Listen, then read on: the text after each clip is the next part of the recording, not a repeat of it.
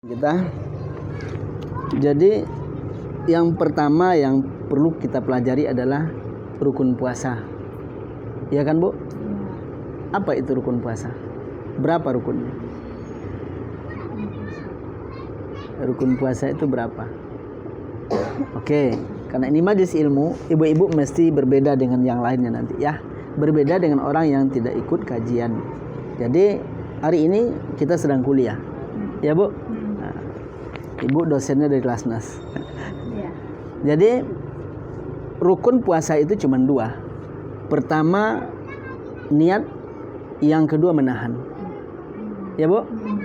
Kalau ada orang menahan dia tidak puasa satu hari, mulai dari terbit mulai dari subuh itu sampai terbenamnya matahari, itu namanya itu, Bu? Itulah yang dikatakan puasa. Tetapi puasa itu tidak hanya sekedar menahan makan dan minum, tetapi puasa tadi menahan segalanya. Jadi rukun yang pertama niatkan, ya Allah sengaja aku puasa esok harinya karena lillahi ta'ala. Ataupun di awal Ramadan saja kita berniat, ya Allah saya dan kami berniat untuk puasa sebulan penuh selama bulan Ramadan. Nah, mungkin ibu-ibu arti sebulan penuhnya itu adalah bisa jadi pas ketika liburnya, nanti gantinya setelah Ramadan. Nah, ya. Artinya ibu-ibu yang masih produktif, tentu puasanya dalam satu bulan itu nggak bisa full kan? Nggak bisa full. Kapan penyempurnaannya? Penyempurnaannya adalah nanti setelah Ramadan. Nah, setelah Ramadan baru kita sempurnakan. Jadi yang pertama itu niat. Berniatlah sengaja aku puasa esok harinya karena lillahi ta'ala. Itu usahakan berniat. Nah, yang kemudian menahan. Nah, menahan tadi adalah menahan bukan hanya sekadar lapar dan haus, tapi menahan seluruh apa yang sudah dilarang oleh Allah di saat Ramadan itu datang. Nah, jadi itu mesti kita punya ilmu tentang itu supaya Ramadan kita penuh berkah. Nah, Ramadan penuh berkah. Karena dalam kehidupan itu yang butuh berkah, ya kan, Bu? Hidup kita ingin berkah. Punya keluarga ingin berkah. Penghasilan ingin berkah. Anak-anak keturunan ingin berkah. Berkah itu apa? Apa berkah itu, Bu? Apa, Bu Irma? Berkah itu apa? Apa berkah itu kira-kira? Siapa ibu-ibu yang bisa memberikan jawaban? Apa, Bu? Bu It? Tahu, Pak. Jadi yang dimaksud berkah itu adalah ziyadata fil khair, bertambah kebaikan. Ya, bertambah kebaikan. Tanda umur yang berkah apabila kebaikan itu bertambah. Nah, jadi bertambah kebaikannya berarti berkah. Berarti ibu-ibu yang berkah itu seperti apa? Siapa, Bu? Pertama, bertambah kebaikannya. Yang kedua, tanda ibu-ibu yang berkah itu, ini tanda yang kedua ya. Berniat untuk menambah keturunan. Itu lebih berkah. Iya kan, Bu? Kalau ada orang mengatakan 2 anak cukup lah, nanti bagaimana membiayainya, bagaimana nyekolah, kan banyak orang seperti itu, Bu. Padahal itu program BKKBN. KB itu adalah program yang diluncurkan oleh orang Yahudi. Apa tujuannya? Supaya populasi jumlah umat Islam itu di masa yang akan datang berkurang dia. Ini masalahnya, Bu. Makanya orang-orang yang tidak muslim dia nggak pakai itu. Bahkan anaknya seperti urutan kambing dia. Bahkan kita ditakut-takuti. Kalau anaknya banyak bagaimana nanti rezekinya? Bagaimana nanti membiayainya? 1-2 aja udah sulit nih. Bagaimana 3? Dia ternyata Bapak Abdul Ghafar menyampaikan ke saya itu, ketika anak 1 agak sulit. Anak 1-2 masih sulit. Tetapi setelah anaknya 3 kesulitan berkurang. Setelah anaknya 4 berkurang lagi. Ternyata semakin banyak anaknya semakin diberikan kemudahan. Ini luar biasa. Inilah berkah. Ya, Bu? Jadi kita tinggalkan masalah KB dulu. Ya. BKKBN nanti kita lanjut berikutnya. Jadi Waalaikumsalam. Jadi rukunnya tadi yang pertama apa, Bu? Niat. Yang kedua? Menahan. Orang yang wajib puasa itu, syarat wajib puasa itu ada 5. Berapa, Bu? 5 ya. Insya Allah ini akan ada nanti kuisnya. Silakan nanti kita masukkan ke channel YouTube ini. Ibu bisa, ini kuis akan kita undi nanti 10 hari sebelum Idul Fitri. Ya, jadi syarat wajib puasa itu ada 5. Mana yang 5? Yang pertama, apa yang pertama, Bu? Islam. Islam. Setiap orang Islam wajib berpuasa. Setiap orang yang tak mau puasa berarti Islamnya belum sempurna. Ya? Nah, Islam. Kedua, balik. Apa tanda orang yang sudah balik? Apa, Bu? Yang pertama, jika anak itu laki-laki, suaranya berubah dari kecil menjadi besar. Yang kedua adalah apabila dia sudah pernah mimpi basah. Ya, itu tanda laki-laki yang sudah balik. Jadi kalau ada laki-laki yang tidak pernah mimpi basah berarti belum balik. Nah, ini salah satu syaratnya adalah dia sudah, yang pertama suaranya berubah, yang kedua mimpi basah. Apa tanda anak perempuan sudah balik? Apabila tamu yang tamu itu sudah hadir. Artinya ada waktu yang sudah tidak diizinkan sholat, tidak diperbolehkan sholat. Artinya dia sudah haid. Itu tandanya. Jadi wajib orang berpuasa apabila dia sudah balik. Setiap orang yang balik wajib puasa. Setiap orang yang tidak mau puasa berarti belum balik. Iya, Bu? Iya. Sepakat, Bu?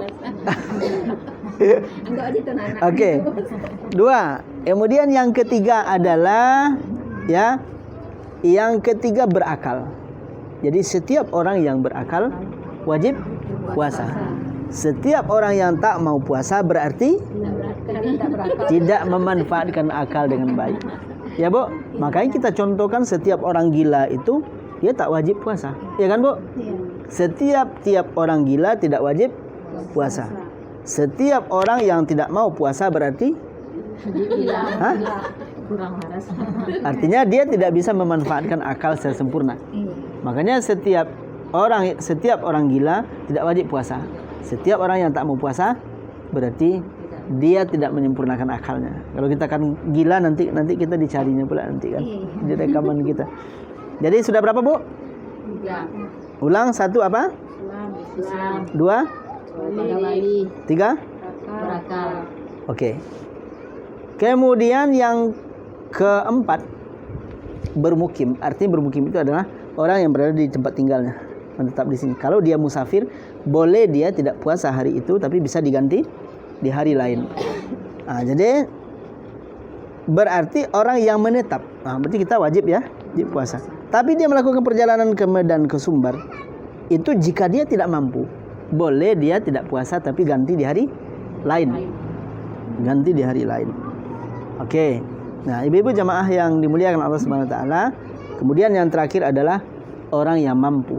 Kalau dia tidak mampu, maka dia tidak wajib puasa. Seperti apa sih orang yang tidak mampu? Mungkin ada orang tua mungkin yang tidak akan mampu lagi puasa, ada sakitnya berlebihan tidak mungkin lagi rasanya sembuh, maka dia hanya membayar fidyah jika dia tidak mampu. Pertanyaannya bagaimana kalau ada orang dia hamil, dia menyusui misalnya, ada ibu-ibu yang hamil, ada juga yang menyusui. Berarti bolehkah dia tidak puasa ketika itu? Boleh. Bagaimana cara bayarnya? Berfidyah. Iya, Bu. Sepakat? Tapi insya Allah saya nggak pernah seperti itu, Pak. Tidak ya? Walaupun hamil saya tidak puasa. Oke, berarti ibu termasuk orang yang kuat ya. Permasalahannya, jika ada ibu-ibu alasan karena hamil dia khawatir terhadap bayinya, ataupun dia sedang menyusui dia khawatir air susunya akan berkurang, maka dia tidak berpuasa. Apa solusi Islam? Yang pertama, apabila nanti dia tidak lagi hamil ataupun dia tidak sedang menyusui, maka dia wajib membayar puasa di hari lain, namanya mengkoda. Ya Bu, mengkoda dan membayar itu, bayarlah selama puasa yang tertinggal di masa itu. Jadi Ibu menyusui 1 bulan itu nggak ada puasa, berarti Ibu berhutang 1 bulan. Bagaimana cara bayarnya? Bayar itu boleh sistem rapel, boleh sistem kredit juga boleh. Bagaimana kreditnya? Mungkin Senin Kamis Ibu niatkan, ya Allah saya puasa mengkoda mengganti puasa yang tertinggal, sekaligus saya ingin mendapatkan pahala fadilahnya puasa Senin Kamis. Apa Bu? Nah, tunggu dulu. Bentar ya. Tunggu sebentar. Jadi jika ibu menyusui ataupun hamil, dia khawatir terhadap anaknya, berarti dia mengganti di hari berikutnya. Tetapi kata Imam Syafi'i, apabila seorang ibu ini, kita ibu-ibu khawatir terhadap diri, bukan terhadap anaknya, bukan terhadap bayi yang kandung, bukan terhadap tetapi khawatir terhadap dirinya, ya Bu ya, dia khawatir agak lemas kurang ini, maka dia hanya wajib dia wajib hanya mengganti saja di hari lain. Tetapi kata Imam Syafi'i, jika perempuan tidak berpuasa, khawatir terhadap bayinya, khawatir terhadap anak yang disusuinya, maka dia mendapatkan 2 bagian. Apa 2 bagiannya itu? Mengganti di luar Ramadan iya, membayar fidyah juga iya. Begitu Bu kata Imam Syafi'i. Jadi apakah ada ulama mengatakan ibu yang sedang hamil atau menyusui cuman bayar fidyah saja? Tidak ada Bu. Kalau ada orang bayar fidyah saja, berarti utangnya belum terbayar. Ya? Nah, dia begini Bu, tak bisa dimain akal kan. Kalau memang dia, artinya dia memang kondisinya tidak memungkinkan karena anaknya tadi, dia memang oh ya, pas kata Ibu tadi, kalau seandainya bisa dibeli seperti itu, ya sudah ya. Bayar aja kan. Ya. Malas puasa, Bayar aja lah. Gitu, Ini tidak ada. Makanya itu Bu. Karena ibu-ibu punya namanya alam yang sungguh menakjubkan. Apa itu namanya? Alam rahim. Bapak mana ada punya rahim? Iya kan? Siapapun bapak-bapak nggak ada punya rahim. Kalau punya rahim berarti ibu-ibu. Berarti yang punya rahim itu adalah ibu. Dia punya alam kasih sayang. Berarti tempat rekreasi yang paling nyaman itu adalah di alam rahim. Bayangkan itu. Bayi baru lahir itu jangan menangis, Bu. Kenapa dia menangis? Karena dia merasakan tidak senyaman ketika di alam rahim. Wah, Masya Allah, luar biasa itu. Makanya ibu-ibu punya alam kasih sayang, namanya alam rahim. Nah, itu dia. Kalau ada memang ibu-ibu yang pemarahnya luar biasa, main pukul aja kepada anaknya, mungkin ada sedikit bocor di rahimnya. Kenapa? Karena alam kasih sayangnya bermasalah deh. Ada sedikit. Bagaimana? Gitu Bu. Bagaimana cara menempelnya? Tempel dengan air wudhu, tempel sholat tepat waktu, tempel dengan puasa. Itu udah cara menempelnya begitu. Kalau marah, kadang sedikit gelas yang pecah, bapaknya juga kena. Samu pernah perang yang japa. Gali dia tidak pernah pacah besoknya. Bahkan anaknya masalah, suami pula yang dapat bagian. Berarti sedikit ada masalah di rahimnya. Gitu ya Bu. Jadi itu namanya alam kasih sayang.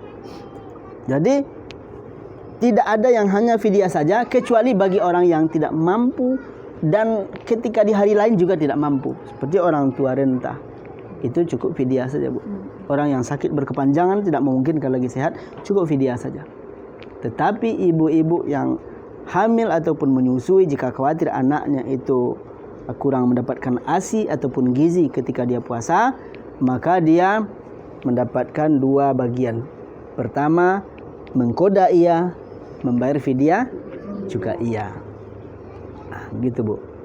Itu pendapat Imam Syafi'i. Itu pendapat yang lebih masyhur. Boleh nanti Ibu searching di rumah pendapat Ustaz Abdul Somad, ibu menyusui dan ibu hamil mengganti puasa. Maka dijelaskan itu. Insyaallah. Itu dia. Jadi apa yang 5 tadi Bu? 1 apa? Islam. 2, 3, 4, musafir dalam perjalanan. Musafir. Kelima, mampu. Ya, kalau dia tidak mampu berarti ada solusi. Berarti banyakkah ibu-ibu pernah mendengar orang hanya membayar fidyah saja, tapi dia nggak mengganti puasa, ada nggak gitu? Ada. Kalau ibu hamil dan menyusui itu tidak berlaku, maka wajib kita sampaikan solusinya. Tetapi pendapat yang kedua, Imam Hambali mengatakan, dia mengatakan cukup membayar mengkoda saja, tidak mesti fidyah. Tetapi pendapat yang terkuat itu tetap mengkoda iya, bayar fidyah iya. Nah, gitu Bu. Boleh di ini, misalnya berapa tahun dulu? Ada orang menyusui kan 2 tahun Bu. Ketika hampir selesai menyusui, alhamdulillah rahim kembali berisi. Misalnya kan? Setelah 2 tahun lagi, akhirnya berurutan aja lah. Sampai dalam waktu 10 tahun tak sempat puasa, maka salah satu caranya adalah berpuasalah setelah selesai persoalan urusan menyusui dan hamil tadi. Rapel. Cara merapelnya itu, kalau ibu mau sebulan saja, nggak apa-apa juga. Misalnya kenanya 10 tahun, berarti sebulan itu kan 30 hari. Ya Bu ya? Mau puasa 1 bulan aja, tidak ada masalah. Berarti dalam 1 tahun itu, puasa kita, pertama puasa Ramadan wajib, yang kedua kita tambah 30 hari setelah itu. Berarti sudah kita bayar 1 tahun itu. Kalau dia 10 tahun, berarti kan 300 hari. Ya sudah, kita rapel aja Bu. Mungkin sebulannya 5 kali. Atau sebulannya 10 kali. Gimana caranya? Senin, Kamis, Senin, Kamis, Senin, Kamis, itu sudah 8. Nah, supaya dia genap, buat aja 10. Ditambah di hari lain. Puasa mengganti. Berarti dalam sebulan 10 hari. Berarti 1 tahun sudah terganti berapa Bu? 120 hari. Iya kan? Dalam 3 tahun selesai utang yang lama. Gitu dia. Jadi mesti dulu ada niat untuk membayar hutang. Itu namanya hutang puasa Ramadan. Sebelum hutang itu ditagih. Nah, sebelum hutang itu ditagih. Jadi terlambat. Nah, Gimana bisa lagi satu? tetapi Bu, ketika kita sudah punya niat untuk mengganti puasa itu, tapi tiba-tiba rupanya umur singkat, pendek, berarti kita mati dalam keadaan sudah berniat untuk mengganti yang tertinggal. Insya Allah berangkat dalam keadaan diridhoi oleh Allah SWT sepanjang suaminya ridho. Nah, tapi kalau suami tak ridho, istrinya berangkat tapi tidak diridhoi oleh suami, dimurkai oleh suami, nah, itu berpengaruh kepada kematian yang baik. Tetapi memang sepanjang yang diperintahkan oleh suami itu sesuatu yang baik. Ya Bu ya. Tapi kalau yang enggak juga. Kalau saya lihat ibu-ibu yang hadir, insya Allah suaminya setia-setia. Insya Allah. Amin. Amin ya rabbal alamin. Jadi itulah berkaitan dengan seputaran puasa. Kira-kira ada pertanyaan sampai di sini Bu? Kita diskusi aja. Silakan.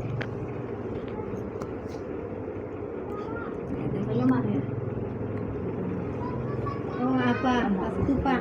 Misalnya kan kemarin hamil, misalnya kan kita lagi nggak ada duit bayar itu, nggak dibayar tuh sama puasa aja, nggak boleh. Iya, begitu. Gini dia. Yang pertama tadi ketika kita merujuk Imam Syafi'i, katanya memfidyah iya, mengkoda juga iya. Tetapi kita memang sulit sekali. Ya, kita sulit kali. Ya, sulit sekali. Berarti sepanjang kita tidak membuat akal-akalan, maka kita pakai pendapat yang kedua Imam Hambali. Apa pendapatnya? Mengkoda saja, tidak mesti bayar fidyah. Itu dia. Tapi jika kita mampu, kan cuman ukuran makan kita sehari Bu. Artinya fidyah itu dibayarkan itu sekali makan atau 2 kali makan? Kita makan 4 kali sehari Pak. Di Ramadan. 2 kali Pak. Apa? Berarti 2 kali sehari kita berikan. Oh, kita lebihkan aja untuk porsi supaya bisa sahur sekaligus buka, enggak apa-apa juga, asal dia bisa awet. Untuk Jadi sahur pas-pasan aja Pak, nih untuk anak ini sepiring misalnya ya Pak. Iya, Di barangnya itulah misalnya. Ya sudah, berarti kita jika pun mungkin kita nggak bisa kita jangankan 2 kali makan, sekali makan juga tidak bisa hari ini misalnya. Ya sudah, berarti kita memakai pendapat Imam Hambali dia mengkoda. Tetapi ulama sepakat wajib mengkoda. Ibu-ibu yang menyusui kemudian hamil wajib mengkoda di hari lain. Ulama tidak ada satupun yang sepakat kalau seandainya bayar fidyah aja. Itu tak ada yang sepakat dulu. Manggil abang. Gitulah dia. Itu mesti. Kira-kira ada lagi, Bu? Ini alhamdulillah rekamannya sudah 20 menit. Berarti nanti pertanyaan yang pertama, pengertian puasa, rukun puasa, syarat wajib puasa, kemudian bagaimana proses penyelesaian bagi orang yang fidyah, bagaimana ketentuan fidyah, siapa yang mengatakan wajib fidyah juga wajib mengkoda, Imam Syafi'i. Siapa mengatakan cukup koda saja, itu Imam Hambali. Tetapi tidak ada satupun imam yang mengatakan cukup bayar fidyah aja, tak ada. Kecuali bagi orang tua atau memang orang tak mampu lagi, tak mampu puasa dan tak mungkin dia mengganti, tak mampu dia mengganti, baru fidyah. Itulah, Bu. Insyaallah itu salah satu model pertanyaannya. Bagaimana caranya, ibu-ibu jamaah yang dimuliakan Allah SWT? Jika nanti lupa, silakan nanti saya buatkan nama YouTube-nya adalah Wirid Binaan Lasnas Mujahidin. Itu nanti saya buatkan namanya. Ya, Bu? Ya. Jadi kita minggu besok masih ada satu lagi ya. Maksudnya ada pertemuan lagi sebelum? Ada, Pak. Ada ya. Ada. Di situ nanti kita membuat rekaman, itu rekaman lomba bersama saja. Rekam begini, kita matikan dulu.